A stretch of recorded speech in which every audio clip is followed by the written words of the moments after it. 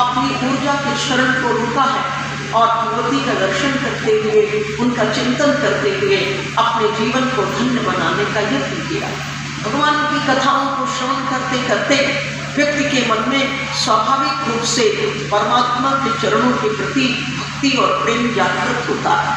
अणु चैतन्य जीवात्मा के मन प्राण में बहुत पुरातन काल से अपने आश्रय स्थान, अपने उद्गम स्थान तत्व के संपर्क में पहुंचने की उत्कट लालसा सदैव अदम्य रूप से लगी रहती।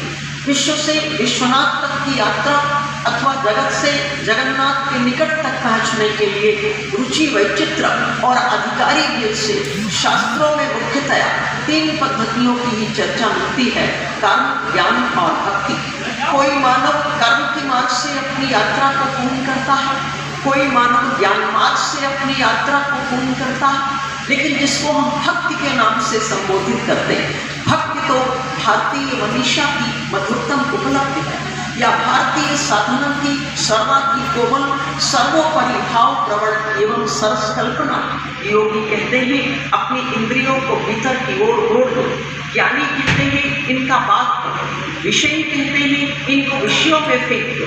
किंतु भगवत भक्त मात्र एक कल्पना करता है, अगर व्यक्ति अपनी संपूर्ण इंद्रियों को, विषयों को अपने इष्ट परमात्मा के चरणों में समर्पित कर देता है तो इंद्रियां धन्य हो जाती। रामचरितमानस के रचयिता गोस्वामी तुलसीदास महाराज रामचरितमानस की एक चौपाई में संकेत करते हुए कहा, अस्विचारी हरि भगत सयाने मुक्त निराकर भगत लोहान। जो उत्तम कोटि का साधक होता है वो केवल भक्ति की चर्चा करता है, उसका आकर्षण केवल भक्ति के प्रति होता है और वो मोक्ष को भी स्वीकार नहीं करता। श्रीमद् भगवत गीता के अंतिम उपदेश में भगवान श्री कृष्ण ने अर्जुन के सामने मोक्ष का प्रलोभन रखा और कहा, अर्जुन तुम सारे संसार के संप्रदायों का परित्याग कर दो और मेरे चरणों का आश्रय ग्रहण करो। जब तुम मेरे चरणों की शरण में आओगे तो मोक्ष इष्यामि मा शुचा, मैं तुम्हें मोक्ष प्रदान कर दूंगा, मुक्ति प्रदान कर दूंगा। लेकिन यहाँ गोस्वामी तुलसीदास ने बड़ी अच्छी बात कही कि जो सयाना भक्त है, जो विद्वान भक्त है, अस्विचारी हरि भगत सयाने मुक्त निराकर भगत लोहाने, वो केवल भक्ति की ही चर्चा करता।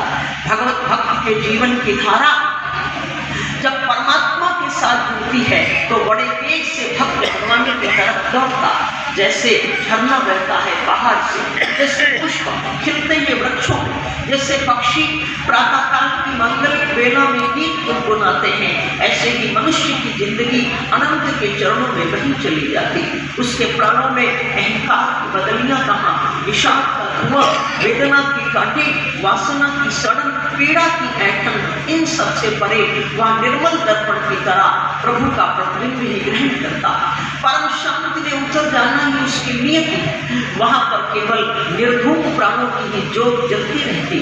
जगत का सारा शिक्षण, सारी सफलता, सारा प्रतिबंध बहिर्मुखी है।